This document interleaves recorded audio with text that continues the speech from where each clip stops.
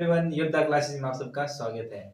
जैसे कि हमने पिछले क्लासेस में प्रतिशत प्रतिशत के सवाल किए हैं, उसे ही हम आगे जारी रखेंगे। अब जो क्वेश्चन का लेवल है वो धीरे-धीरे बढ़ता जाएगा।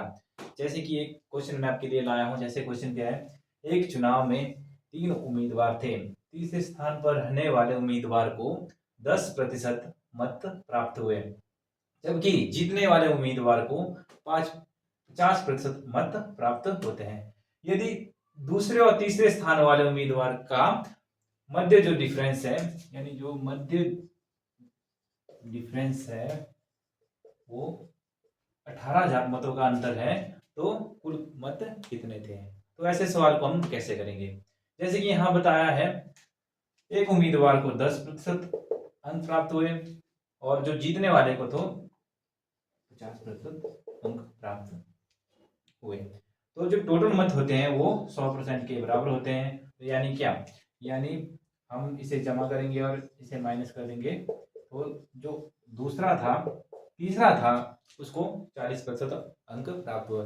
यानी जीतने वाले को 50% अंक प्राप्त हुए और जो दूसरे नंबर पर था उसे 40 और तीसरे को 10% अंक प्राप्त हुए। और जो सवाल में कहा है, जो इन दोनों का डिफरेंस है यानी 30%, जो 30% है वो किस बराबर दिया है? 18,000 के बराबर दिया है। तो हमारे पास 30% यहाँ पे आ गया, यानी 30% आ गया 18,000 के बराबर। और यहाँ से हम 1% निकाल लेंगे और इसी का ही हम 100% निकाल लेंगे। यानी इससे ये कट गया और इससे ये कट गया, ये आ गया हमारी 600। जो 100% की जो वैल्यू आएगी वो हमारे यहाँ आएगी 6,000। यानी इसका जो आंसर है वो ऑप्शन सी है। तो आगे भी हम कुछ क्वेश्चन देखते हैं। अब हम अगला सवाल देखते हैं। जैसे सवाल है, एक चुनाव में दो प्रत्याशी थे और 10% मतदाताओं ने अपने मतों का प्रयोग नहीं किया। जीते हुए प्रत्याशी को कुल 60% अंक प्राप्त होते हैं और वह 6,000 मतों से विजयी घोषित होता है। तो ज्ञात करें मतों की संख्या कितनी है? तो इस सवाल को हम कैसे करेंगे? जैसे यहाँ बताया है कि वो 10% मतदाता है, उन्होंने अपने मतों का प्रयोग नहीं किया। यानी जो टोटल जो वैल्यू होती है मतलब वो 100% होती है। और यहाँ बताया गया है कि 90% लोगों ने वोट डाले और 10% लोगों ने उसका यूज मतों का यूज नहीं किया। और बताया गया है कि यहाँ जो जीते हुए प्रत्याशी थे उसने जो 60% अंक प्राप्त किए और 60% अंक प्राप्त किए और 6,000 मतों से वो हार गया। मतलब कि 90 में से अगर देखा जाए तो जो दूसरा प्रत्याशी था उसने 30% अंक जो प्राप्त किए होने पर, जो हम इस 60% की जो वैल्यू उसे हम 100 से हमेशा देंगे, क्योंकि जो कंपटीशन था वो 100% का था। तो हम इसको कैसे निकालेंगे? इसका डिफरेंस कितना हो गया? 30%। यानी जो 30% है उसकी जो वैल्यू है वो दी है हमारे पास कितनी? 6,000, 60,000। इसका अब 1% हम निकाल लेंगे, यानी 6,000/30। और इसी का ही अब 100% जब हम निकालेंगे, करेंगे यहाँ पे गुना, तो इसको ऐसे काट दिया और इसको ऐसे काट दिया। ये जो 6,000 थी, ये वैल्यू आ गई हमारे पास 2,000, यानी 2,00,000।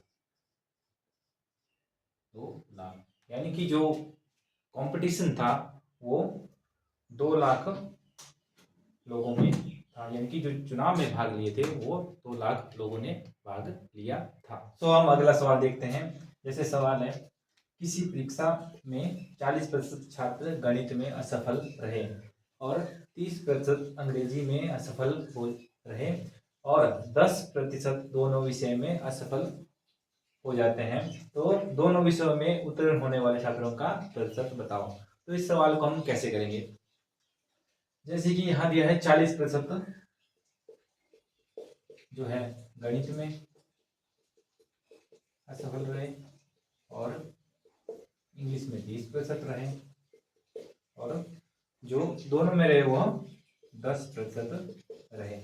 अगर हम देखा जाए तो जो प्रतिशत जो 40% है उसमें से अगर हम इस 10% को माइनस कर दें तो यहाँ आ गया 30%। यानी जो 30% जो यहाँ वैल्यू है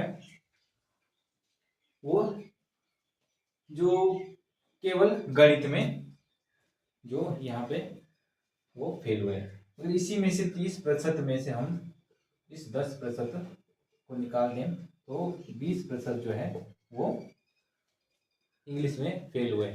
तो अब जब हम इसको जोड़ेंगे, जैसे आ गया यहाँ पे 30% प्लस 20% और जो दोनों विषय में फेल हुए इसको भी यहाँ हम जोड़ देंगे तो जो वैल्यू है हमारे पास वो 60%। यानी जो 60% विद्यार्थी थे वो सभी में फेल हुए। तो हम यहाँ बताया है कि उत्तीर्ण कितने प्रतिशत हुए, यानी हम इसको 100 में से माइनस कर लेंगे 60 को, और जो 40% है वो इस मतलब इसमें पास हुए, जो इसका आंसर है, यानी ए इसका आंसर है। तो हमारे साथ जुड़े रहें, ये हमारा नंबर है, हमारा ऑफलाइन क्लासेस भी है। तो धन्यवाद।